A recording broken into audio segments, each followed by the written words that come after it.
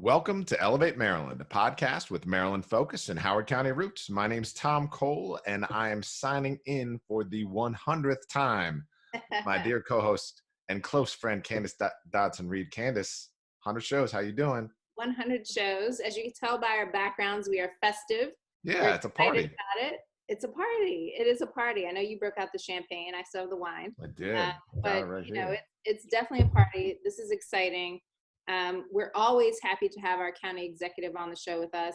This is his 4th time, as you reminded us, and that's exciting. And I'm just happy about 100 shows. I mean, I think as we think about, and I won't get too much into this, but as we think about how our show has evolved and where we've gone and where we've been and where we continue to go, you know, I'm really proud of the fact that we continue to book guests like the county executive who are doing amazing things. And we talked a little bit about this at the beginning of the year, but really focused on presenting solutions to the big challenges that we have in society. And he's working on the big challenges in our county, and I'm thrilled to have him on the show with us. Yeah, you know, I was talking to a friend who works in media circles about how it's our 100th show. He was actually helping facilitate this one. And he mentioned how the 100th show is when you are eligible for syndication. So like it's a big deal in the TV sector. Obviously, we're doing something different here. But, you know, one thing that I wanted to note is that the reason why we take such pride in the 100th show is because of how much effort we put into each one.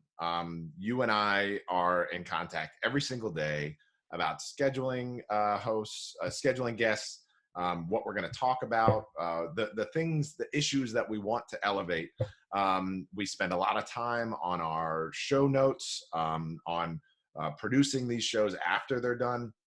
So it would be easy to put out 100 shows of content, of talking, of you and I saying what we might feel like today. But the 100th show of what Elevate is and what we take great pride in the brand and what we've built is really something special. And we just celebrated our 3-year anniversary. Now this is our 100th show. 100th show, that only happens once. And we're growing into bigger and better things every year. And like you said, I'm so excited to have our county executive on.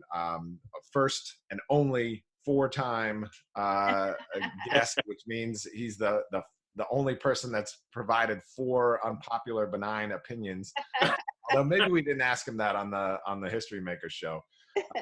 But I got one for you today. All right. He is always prepared. We broke out the balloons for you and the party celebration. Yeah, my party's a little better than your party, Candace, but it's cool. It's fine. Pretty good. So as always, do we want to break into our 3 things? I think we do. All right.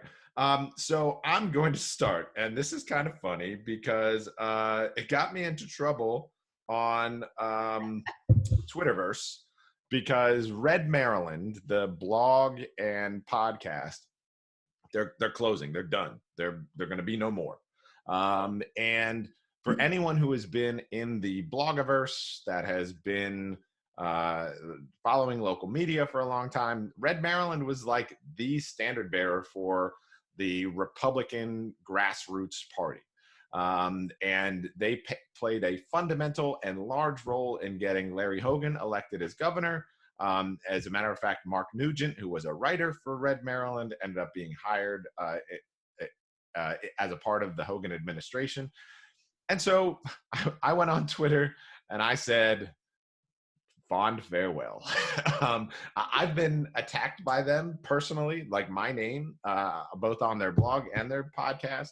But I also said, and this is what got me in trouble, was that the discourse is going to be lessened by their absence. And many people said they're, trolls, they just attack people, they're snarks, which I don't disagree with, respectfully. I don't disagree with. But I also think that we need counterparts. Our voices are best heard and recognized in a counterpart. And maybe it's because I'm an attorney, and that's how I think. I like that debate. Yeah.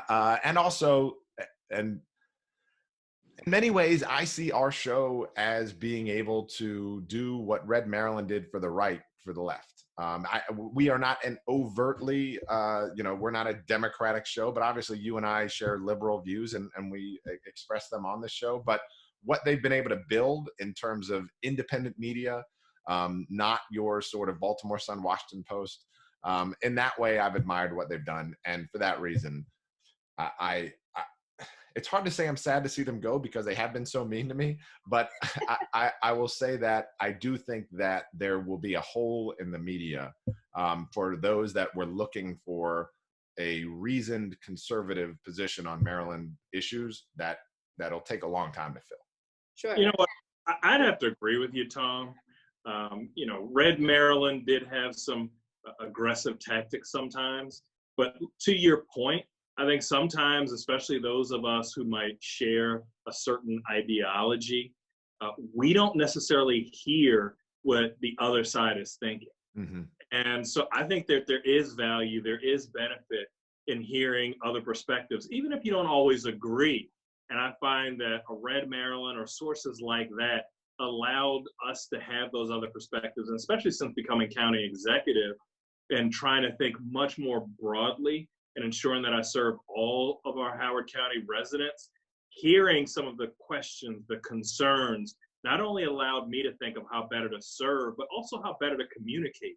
Where could I do better in serving all of our residents, including those who I might not agree on just about any other issue. And I think sources like Red Maryland offer that opportunity.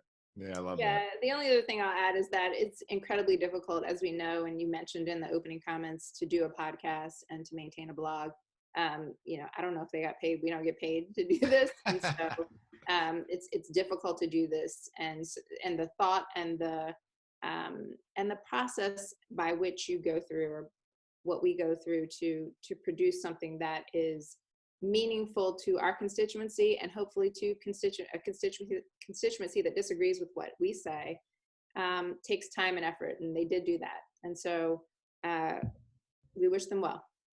Yes. Yeah. What are you thinking about, Candace? I'm thinking about Howard County Public Schools commencement. You are all up on the Twitter with that. I am all up on Twitter. Like, this might be our most popular tweet. I was like, people are weighing in. So I had this idea yesterday that Ed Norton should deliver a general commencement speech for all of the Howard County high school students. Like, he should just, and the technology and social distancing, and we know no one's flying to Howard County to do this, but we know that this is a special time for seniors.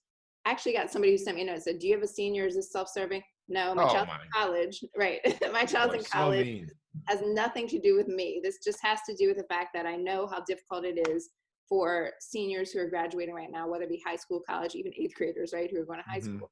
And so my thought was, why don't we have some sort of really well-known national person who's from Howard County deliver some sort of speech? And here's the funny, I saw yesterday after I said that Oprah Winfrey is doing this for the Chicago public schools. So she's going to give a general commencement for all of the 2020 graduates for their Chicago public schools. And she's worked with the mayor to do that.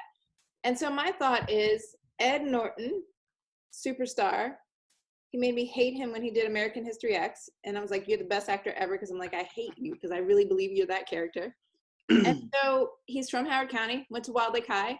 And so Ed, get with the superintendent, get with the county executive, please do a Howard County 2020 commencement for all of our high school grads. Now, with that conversation, we also then got a number of people weighing in on other famous Howard County high school grads who could also deliver commencement, and that's great. All of them. Let's do it. Yeah, it's fun to think about, because the best thing about those type of threads, like the one you started, is that you get a list of all these, Howard County alumni. Ed Norton, I'm a big fan of his work, but he's sort of, this might not be fair, but I'm going to say it anyway. He's kind of shunned Columbia, as he has not really highlighted it as part of his background, despite the fact that his grandfather was James Rouse, like the guy who made Columbia. But if he would come back, that would be wonderful. I know I had talked about Michael Chabon, who's an author, although he similarly has written an essay that is disparaging about Columbia, so maybe he can do that. We need someone that is from Howard County, from Columbia, and loves it, and wants to see our children, or not even children, our young adults celebrated. So what I would prompt our elevators to do and our listeners to do is, if you have that connection, if you have that one-off connection to whomever that prominent Howard County resident is, drop them a line. Say, you wouldn't believe it, but there's this crazy conversation going on right now about getting a commencement speaker. I know Bree Newsom, that would be awesome. That would be awesome, right? Suzanne Malvo, somebody mentioned her today. Yeah, I mean, there's even an astronaut. Yes. Yeah, like that would be fun. But yeah, let's do that. And if we're going to be self-serving, let's do it this way. If you get that person to come back, we would love to have them on the show too. There you go. What else are you thinking about?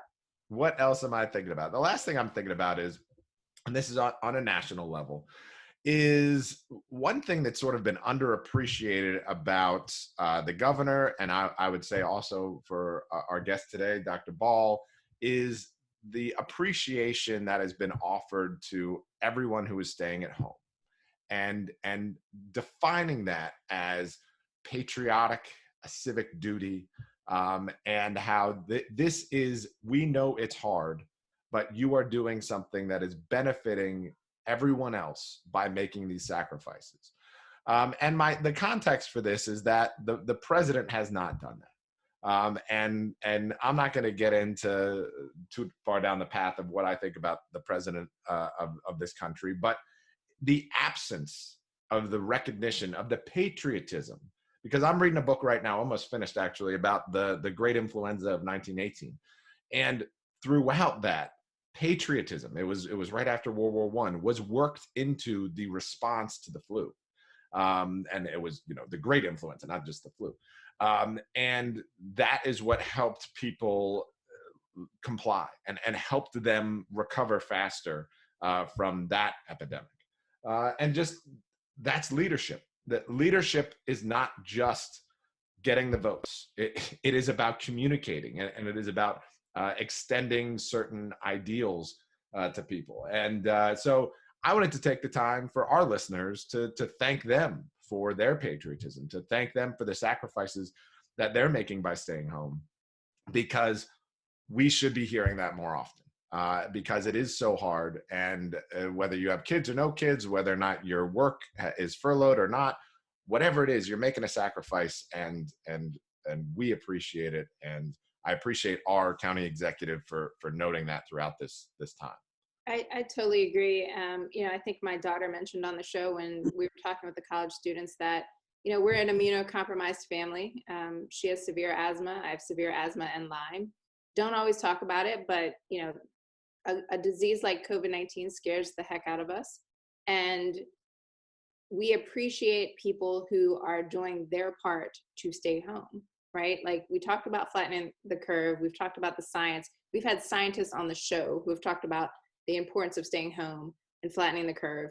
And we have had elected officials like the county executive on the show. We haven't had the governor on the show. We'd love to have him on the show, but he's shown leadership in this as well. It's important to listen to the science so that we save lives. I mean, that's just the bottom line. And so, again, I agree with you. The whether or not we call it patriotism, which I think it can be called that, or not, it's important to stay at home. It's important to think beyond just yourself. And in a culture sometimes where, and we've seen this in Howard County and beyond, where people just think about their own selfish needs. I wasn't raised like that. I was raised to think about the needs of others, which is why I get involved in things related to education, why we speak up on, and I know you feel the same way, on other issues. And this is another one where it might not affect you directly. You might be healthy, although we've seen now that it affects healthy people as well. But think about people like me, like my daughter, who struggle with diseases that affect our lungs. And we're truly grateful for leaders who say, we're going to listen to the science, and this is why you should stay home. And so I think that's important to say. Well, I'm so glad that you both brought that up because you're right.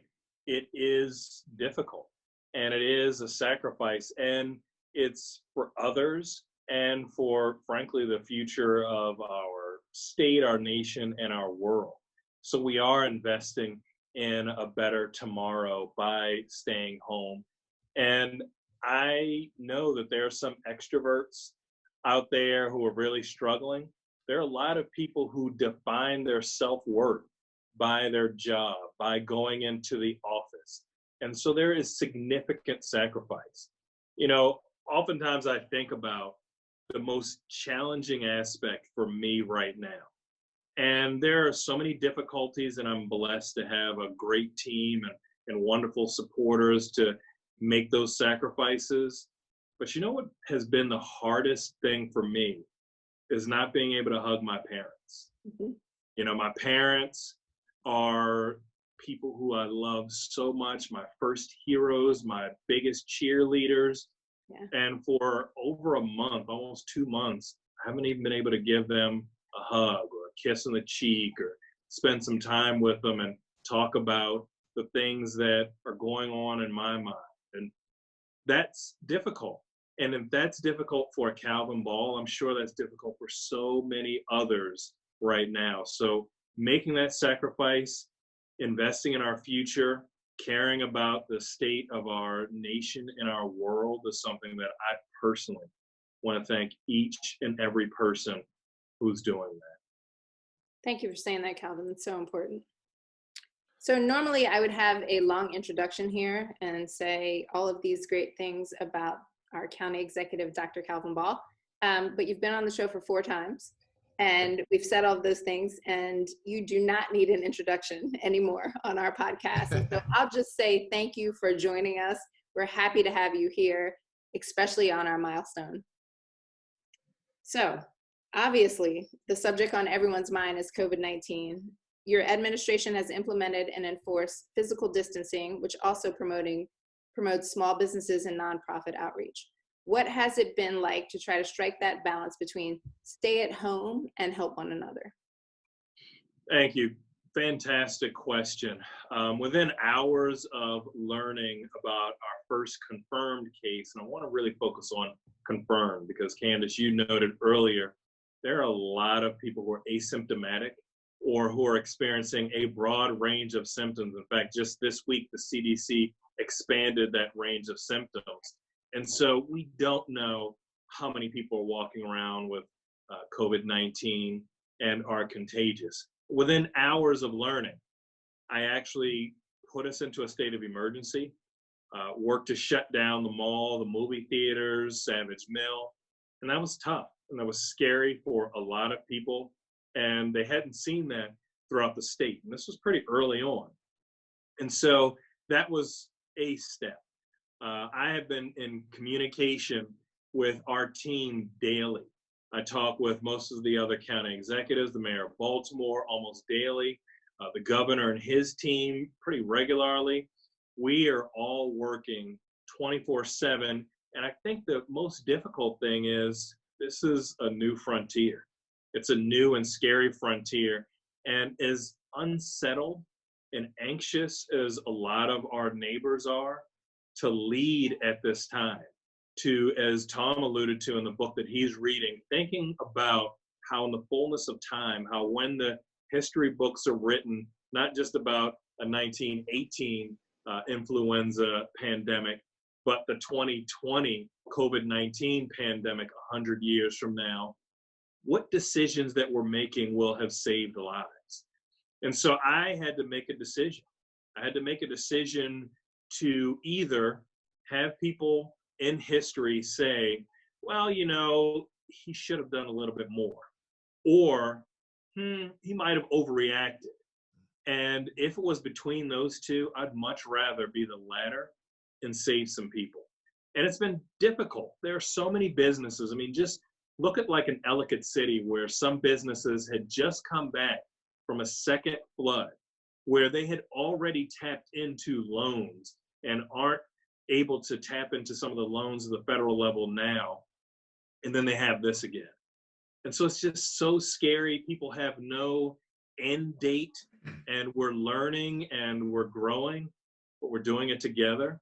And I truly believe that if we keep working, we'll not only get through this, but we'll continue to thrive, and there'll be even new innovations, new businesses, new ideas, better ways to prepare for that next great pandemic. Because one day, whether it's 10 years or 100 years from now, it's going to come, and my hope is that we'll be better prepared.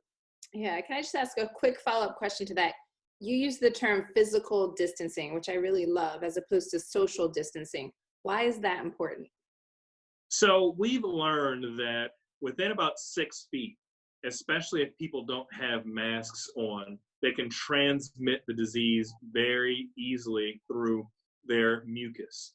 And so if we're able to have that physical distance, if they're able to have the mask on, especially if both people, if you have two people in proximity to each other, we can cut down the chance of spreading it. And I'm glad you tuned in on that physical distancing, because I've been trying to retrain myself. Words matter, nomenclature matter. And especially now that we've been into this for weeks and going on months, people need to be connected. We need to continue to be social. We're social animals. And so while we're maintaining that physical distance to save lives and flatten the curve and slow the spread, we can stay connected just like we're doing today. So to sort of multiply your challenges, it's also budget season. And over the last 2 weeks, you've issued your capital and operating budget. And I give you and your staff so much credit in being agile, because we know that budgets are normally prepared over months and months, whereas you and your staff sort of pivoted as COVID-19 came out. And I wanted to give you an opportunity. Budgets are sort of like, I don't know, real wonky, down in the weeds stuff, to talk about how you all pivoted and the changes you made to the budget to reflect COVID-19, both the stresses it's putting on county right now, and then also you put a lot of money into reserve. So what you're preparing for in the next year's budget. Thank you so much. So yes, you're right. We usually prepare budgets months in advance, and we had done so much preliminary work. Usually around late January, as county executive, I start meeting with my team, talking about projections, talking about things that we're hoping to get done. And you think about, when you run for office, you think about the things that you want to do. And there's a lot of that. And then there's also the things that you have to do. And now in this budget season, we're doing a lot more of the latter than the former. And so putting together a budget, seeing how it's evolving. I mean, just today in the Baltimore Sun, there was an article talking about how many jurisdictions that started their budget process just a little bit before us are now having to revise it. County councils are working with their county executives to make dramatic changes. So it has been a challenge. I really appreciate the work of my team. And we frankly still don't know. We don't know the impacts. We don't know the sociology and the psychology of how we're going to recover when we recover. But we have been working, and frankly, I am still pretty proud of the work that we're doing. You know, as a council member, to see now as county executive, some of the things that we talked about start to come to fruition. The county council is looking at a budget where we're going to potentially have a new Talbot Springs. We're going to have a new Hammond High, High School 13, a 50-plus senior center in East Columbia, investments in bike and pedestrian pathways, when we're seeing not only when it comes to health and wellness, but people just being able to get to their jobs and increase that quality of life.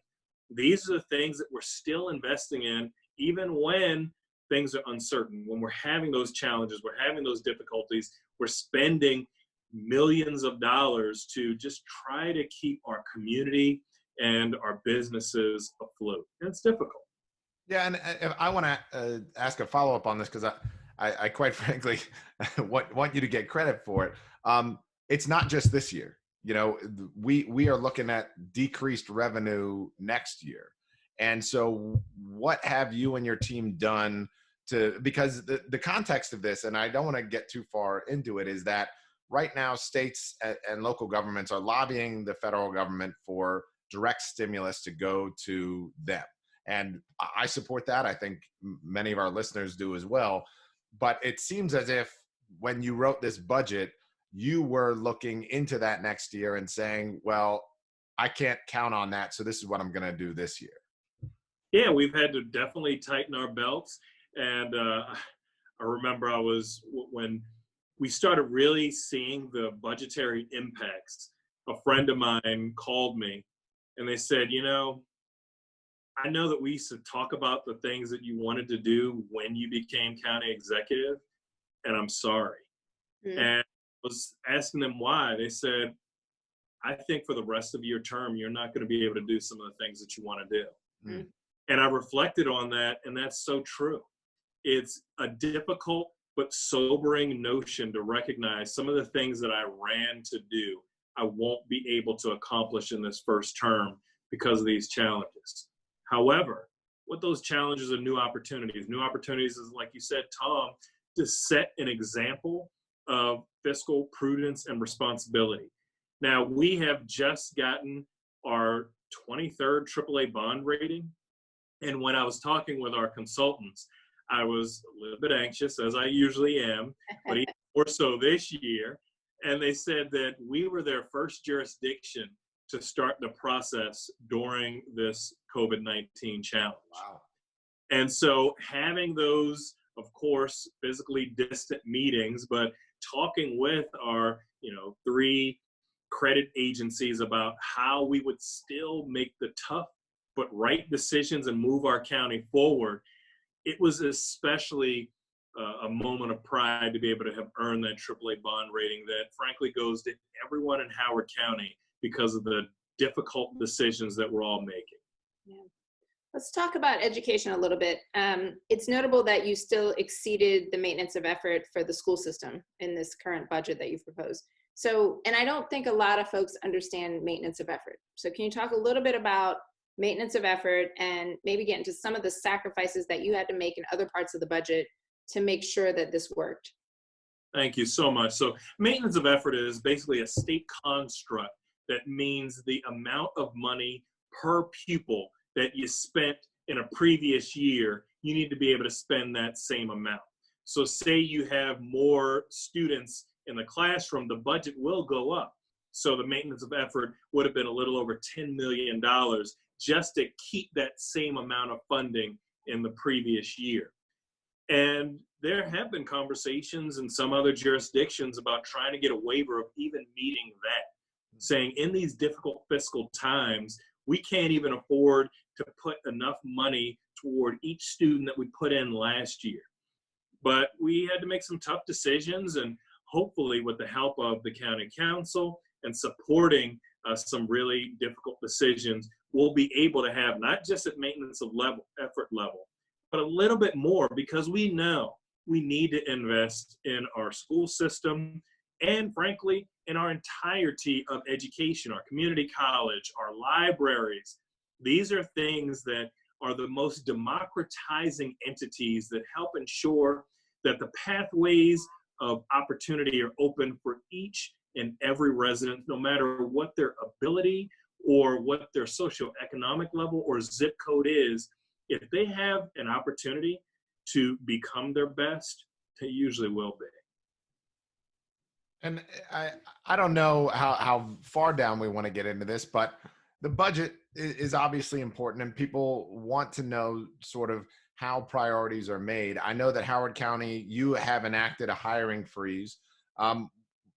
This didn't come for nothing. Like, you have made education a priority. Where have you had to sort of pull things back or not necessarily do the things that you would otherwise want to do in order to meet that priority of yours? Great question. So yes, we've had to have hiring freeze.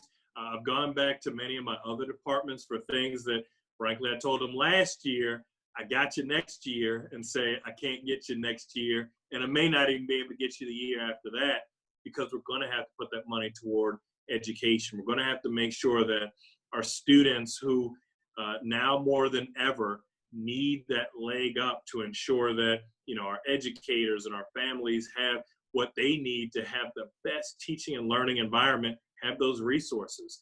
And it's tough. It's tough, especially because canceling so many events, we've had to also cancel many revenue generators for our department. So they're seeing a decline in revenue, me not being able to give them more resources like we had hoped, and shifting some of those resources a little bit that we do have to some of our educational priorities. Yeah, Wine in the Woods being an example of that. Exactly. And again, going back to Candace's point about maintenance of effort, the investment that we make today will now be built into the base for next year and future years when we're still going to potentially see a multi-year recovery from COVID-19. So the decisions that we've made on the budgetary side and investment was a decision that I made to not only Calvin County Executive and Howard County this year, but Calvin County Executive and Howard County next year and in future years, because education is just that important. Switching gears a bit, we had your Chief Innovation Officer, Angela, on our show. Actually, that was our last show before we went to this remote option in March. Option. And, yeah. She was an option. I'm sorry. The forced remote situation that we're in. And she talked a little bit about HOCO Dash. And we noted on earlier shows that you're like a policy wonk, and we love that about you. And this platform allows both, allows you to show your work. And so what are you seeing there in response to the policies you've put in place, and what are you still hoping to turn around? So I have the best team of public servants working with me in Howard County, I think, in the universe. No disrespect to the former Deputy Chief of Staff, who is also amazing. But Angela is such a brilliant, dedicated public servant, and working together and leading an effort, not only as the county's first Chief Innovation Officer, but also our Deputy Chief Administrative Officer. We launched HOCO Dash, and it's the county's really ramped up innovative data analytics and statistics hub. So we're able to take all of these data and look at where we are, where we've been, but most importantly, where we want to be. So we're looking at investments in bike and pedestrian. We're looking at many of the health and wellness determinants that, frankly, COVID-19 has uncovered that we need to work more on. Just a small sampling of why this is so important. African Americans in Howard County make up about 20% of our population. Our population is about 324,000 people. They're making up about 35% of the confirmed cases of COVID-19. And many times when we look at the comorbidity rates, we're looking at things like diabetes, hypertension. So we're seeing the work that we need to do on the data side when it comes to health and wellness and creating an environment where everyone can thrive. And we're seeing it come to life in one of these difficult situations like the pandemic. So yes, I love the data. I'm always asking about the data because we need to be data informed, but people driven. Yeah. So, I saw that, and you could have set up a dashboard that opens up on your staff's web workspace every day. You could have had a dashboard that is reported to you every day. This dashboard could very well be used against you. If your political opponent says, Dr. Ball promised X, Y, Z, and this is where it is. Why did you do this? Why did you decide to not only make this dashboard, which, I think is a no-brainer about making the dashboard, but then make it one sort of live streamed, like that data, you don't really have much control of saying, well, we're going to turn off this metric today. And then two, available to the public. So I believe in Howard County. And I believe that if we give smart, well-meaning people the information and the data, we will come together and have that course that we chart for a better tomorrow. And you're right, we could have just had it internal. And to another point, I'm sure it will be used against me, because I also made sure that I pushed our team to aspire to better outcomes for people. There were times where we said, well, you know, the average might be 70%. Let's go for 75%. And I'd say, well, let's go for 90. We might only get to 80 or 85 or 75. But maybe because we went for 90, we'll get to 90. And we wouldn't have gone to 90 if we had only aspired to 75. And those percentage points, those goals aren't just pieces of paper. Those are people's lives. Those are people's livelihoods. Those are people's hopes and dreams. So when we talk about making it so that more people can transition from renters to homeowners, first-time homeowners, each one of those people is building wealth, not only for themselves, but for future generations. So it was important for me that not just this year, 10 years, 20 years, 30 years from now, to be able to look back and see the impact that we made on people's lives, for people to say, I'm a better person, my family is in a better position because of the decisions that were made during a time when the Ball administration and all of the wonderful public servants were out there hustling for us. And Candace, I'm going to have to ask your permission for a second follow-up question, if I may. Sure. So Angela is Howard County's first Chief Innovation Officer. Again, you know, I think people underappreciate how much, you know, you're reading Governing Magazine and you're sort of in the muck when it comes to what other jurisdictions are doing. What was it about having a Chief Innovation Officer that was attractive to you, and something that you decided when you became county executive, I'm going to have this position in place in my top level administrative staff? So I wanted to take a step back and think about who I wanted the core of the Ball administration to be, what I think we needed and what I wanted. And I wanted us to be problem solvers. I wanted us to think about how we could get things done in new and innovative ways. And I wanted us to not just use the tools of today, but use and maybe invent some of the tools of tomorrow. And so each time I was thinking about the people who would be on the team, I was thinking, who are the best and the brightest to help accomplish those things? And frankly, I took a different tact than many do. I interviewed a lot of people. Oftentimes when people start off with new administrations, it's easy to start off with the vast majority of people who either helped in the campaign or who you've known for years and years. And I have some of those people, but I have a broad swath of people who have been in county government and have a great deal of experience and understanding, people who know me and have worked with me and have a broad experiential base outside of Howard County, and then people like Angela, who I didn't even know, but who I realized in getting to know her and many of the others on the team, that they were the best at what they did. And putting a team together of the people who are the best at what they did and shared my core beliefs and values and dedication, I knew that we could accomplish that goal of not only aspiring to be the very best for others, but then looking around the rest of Maryland and the nation and the world and inspiring others to do better and to be better. We talk a lot on the show about affordable and workforce housing. Last fall, you launched the Affordable Housing Master Plan. Can you talk with us a little bit about that?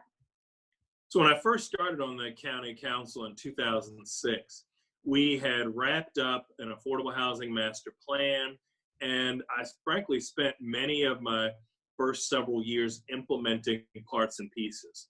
Well, the world has changed dramatically since 2006.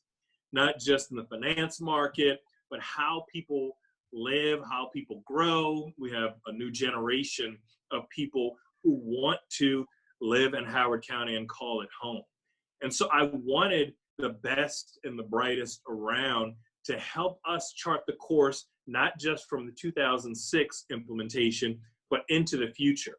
How can we look at the world as it is today and anticipate and envision the world as it is tomorrow, and think about how the people who we want to create those opportunities for will have those opportunities? How can we make it so that the person who might think Howard County is one of the best places to live in the world, but it's not for me, I'll never have that. How can we turn that around and say, it is for you?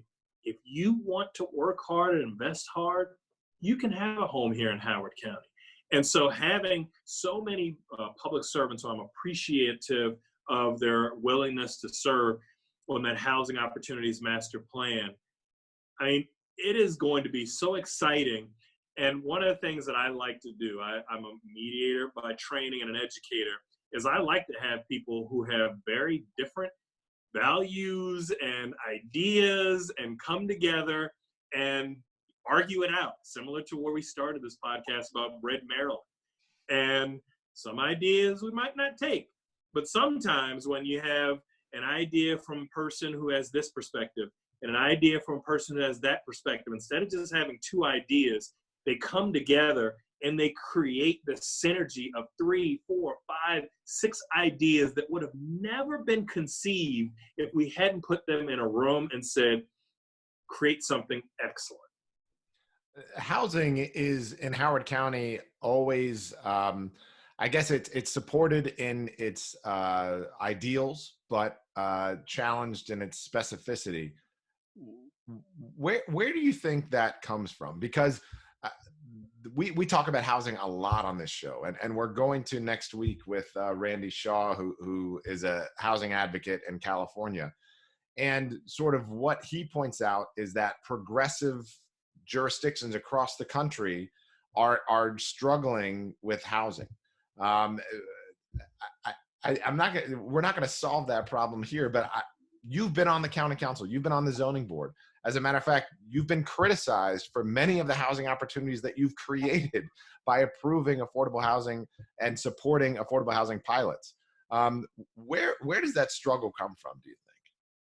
So people who know me well know that I'm a Trekkie. And so I remember one episode of the original where Mr. Spock was talking and he said something, and I'm going to paraphrase, that sometimes it's more desirable to want than it is to have. And I think in the abstract, a full spectrum of affordable housing is so attractive and so wonderful. And in theory, everybody seems to be supportive. However, in practice, people talk about those people and they're bringing down our housing values. And, you know, there's just this otherization. And a lot of people just don't quite understand that having a beautiful tapestry of diversity, also an income level and housing affordability, actually creates an even better, more rich community. And it helps us, we're raising our children, create the future leaders who can deal with more people who aren't like them in the world. I just want to underline that's something Dr. John King, Secretary of Education, brought up many times. And I appreciate you for highlighting that. You know, our kids are better for it. Our kids are going to be better citizens, better participants, better leaders, and they're going to do better in their lives because they've dealt with more diversity and more diverse backgrounds. So thank you for that. Our kids and us, like both. Like we will be better people if we accept that. So, right. One political question before we get on to the elevator questions that you're familiar with. So you've passed the quarter mark. You're almost at the halfway mark of your term, your first term. We know that election cycles are wonky, and this time next year you'll have to be preparing for what comes next, and gearing up for re-election. And so what will that look like? So we know that we're in this period of uncertainty. We don't know how long it will last. And so what will it look like, in your opinion, to run for re-election in the next year? So my hope is that in any election cycle, people think about, did that person do the best that they could with what they have to create a better environment? Did they serve? And will they not only, when we think about the past, will they help make things even better? You know, were we better off because they were in office? And will we continue to be better off? And so my hope is that the answer will be yes. It's so funny, just a few short months ago, the world looked very, very different. Yeah. And I anticipate it's going to look different again. You know, I remember when in 2012, I was talking with a very close friend about the 2014 election cycle. And at that time, I told that person, I will never be Howard County executive. That is just too much work. I don't think that that's something that I, as a introvert by nature, would want to do. And here I am in the most fulfilling job that I've ever had at one of the most difficult times that I ever would have conceived. So I think we don't know what tomorrow will bring, but I'm hopeful that the leadership and the service that I give today will make it so that all of our residents see that I did my best and they continue a vote of confidence for me. Well, obviously, we don't want to have to compel you into announcing that you're running for re-election just yet, but I hope we get a chance to have that announcement on this show when it happens. But you being a four-timer are very familiar with our elevator speech, our elevator 7, sooner or later elevator 8. But there's some new ones in there that he has not heard. Oh yeah, that's right. I hope you've listened to our recent episodes, Dr. Ball. Otherwise, you got a curveball down the stretch. But the first one is what was the last book, movie, and music recommendation you made to a friend or family member? So I am a huge Hitchcock fan. I love Alfred Hitchcock movies. In fact, he made one of my favorite movies of all time, in Vertigo. And so I recommended to this younger couple to watch Rear Window. And, you know, I think not only is Hitchcock a king of suspense, but he understands the human condition. And I see different things every time I watch it. And a few minutes after watching some of it, the young couple said, we're millennials. We only watch new things. What's this old stuff you got us watching? So that was my recommendation. Didn't go over well, but my hope is maybe down the line. All right, book or music? Book and music. Book. Unfortunately, I've been reading a lot of research papers on COVID-19 lately. You can recommend them if you want. You and me both. And music. You know, I think given there was a recent tribute to Prince, Yes. and so there were some people who just weren't familiar with all of his music. Oof. And so I talked about, I know, Clutch the Pearls. Right. But I recommended my favorite Prince song, which is The Beautiful Ones. Nice. All right. Okay. Mine is Adore, but that's close. What's the most, you know this question, and it should be different than what you said the last 3 times. So what's the most unpopular, benign opinion you hold? That I never, ever plan to watch Tiger King. Whoa. All right. See, when you were talking about reading people, I was like, you should watch Love is Blind, but if you won't watch Tiger King, you probably won't watch Love is Blind. But Probably not. I won't judge you if you and Shawnee decide to like just check it out. Like, I think Shawnee would love it, by the way. It's a great show. I will say both of those shows great. Love is Blind and Tiger King great. So See how popular that was? Yeah, it was. It checks the box. That worked. Although there are other people. I think Eric Ebersol, Delegate Ebersol, said he's never going to watch it, which I'm like, all right, you know what? That's fine. It's probably for Eric. It's best smut out there. What podcasts are you listening to?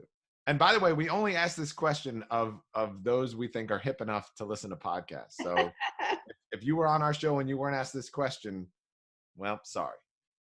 So I guess, unfortunately, I can't say Red Maryland anymore. So I'm going to go with Elevate Maryland. Bingo. Good answer. All right. Correct answer. All right. What's the best meal? And we know you got to give some kind of politically correct answer, but what's the best meal in Howard County? Or your favorite meal? We'll make it easy. I know that you'll probably think this is politically correct, but it's really honest. As a dad, one of the most fulfilling things to do is to teach your kids things. Okay. And so I taught my youngest how to cook. During this COVID-19, she has cooked me some of the best meals that I've had with so much love and attention, and that she offered to do. So that'll be. See, I love that answer, but Candace, you forgot the most important caveat of the question. You dropped the question. I know. Which is normally something that everybody can go out and get.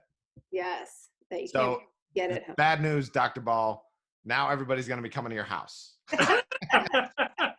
Well, my kids are pretty entrepreneurial, so if they bring the right amount of money. I'm saying I'll put the mask on. Can they put it in the back seat? I'll pay. Right. So this is our new question. And our new question is, or one of our new questions, we have two now, is what is the activity or hobby you have rediscovered during the quarantine? And what's funny about this question that I'm discovering every time we ask it is that we are interviewing these people who are the most busy and the most active that they've ever been because of the quarantine. And we're like, what hobby? Are you take up ping pong? Like, but I'm still going to ask you the question. Like, has there been anything that you've rediscovered that you love that you had not really had time to spend time with before the quarantine? So one of the things that I had to give up when I became county executive was being an educator by profession. And so one of the things that I've discovered and rediscovered, and I kind of alluded to it, is reading research papers.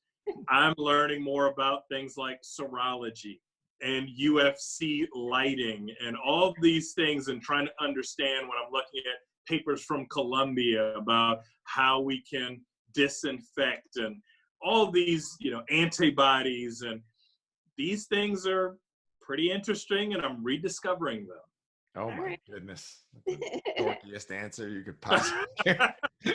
Although I relate, so I'm with you. What is the best advice you've ever received? That's a newbie for you. I'd have to, my mom gave me the very best advice, and I struggled with it for the first 40 years of my life, and I've started getting better. And that's know when to be the lion and when to be the lamb. Ooh. Yeah, that's my favorite new question that Candace asked because she wanted her daughter to say it was something she told her. But we've gotten some good. But but like, to be clear, I did not prep my kid, and my kid did not. If there was any advice that I gave her. As the guy who just quoted his mom, I think that's not a bad thing. Right. But Milan did not do that, just so you know, Dr. Ball. That's for the fourth show. Right. Yes. Next one is one for the thumb, right? 4, then. So this is the question that we end all of our shows with, which is, what do we all need to do to elevate Maryland? Take care of yourselves. I think now more than ever, people making sacrifices. It's difficult to do the little things that might have made you feel good about yourself. Going to your therapist appointment, getting your hair done, or your nails done, or that massage, or just getting away. Take care of yourself, because the world needs you. And may I just do one more thing? I have I'd like to read a certificate of recognition. And it's the honor of the outstanding community commitment in Howard County, Maryland. This certificate is hereby presented on this first day of May 2019 to acknowledge, elevate Maryland on your 100th episode. Since 2017, Elevate Maryland has been hosting informative conversations on current issues. Through you, Our community hears directly from officials, influencers, and leaders who shape our future today and tomorrow. You embarked on your podcast journey to inform, educate, and inspire our community, and it is fitting to continue this conversation with you today about our community's needs and aspirations. Candace and Tom, I thank you for your dedication to bringing our community together and making a difference. Congratulations on reaching this major milestone. Wow. What? Oh my goodness. You have to please send us a picture of that. That's awesome. Thank you so much. Goodness, you're making me like I'm emotional. I'm the crier, Candace. I'm emotional in this quarantine. Just let me be that. Thank you very much. I really appreciate that. And could I do one more quick plug? Of course. Howard County has about a 69% response rate on your census. Ooh. Please fill out your census today. For every person who doesn't fill out the census, that's about $18,000 lost in funding. We don't have that money to waste. Fill out your census today. You need to be counted. And Dr. Ball, when is the deadline for that? Well, I'm an educator, so the deadline is my favorite today. It takes about 5 minutes to do it. Just do it. The census. We need to make sure you're counted. So do it today. Do it today. Well, as always, we love having you on the show. You offer substance and context for what our county's going through. And as I said on my personal Facebook page, I appreciate that we have such an accessible county executive, because that's not always the case. Many county executives, as hard as they're working, and we know you're working hard, use that as an excuse to not have these type of interfaces. So thank you so much for taking the time for our 100th show. Like, as I said at the beginning, we only get one of these, and I was so happy to have you as our guest for that. Thank you so much. So I hear this show, I get a blazer. Yeah, I know. Yeah, Candace started the blazer thing. Candace, you better learn how to sew a blazer, because I don't know how to sew, but I'll figure it out. So. All right. Thank you, everybody. All right. Thanks. Thank you.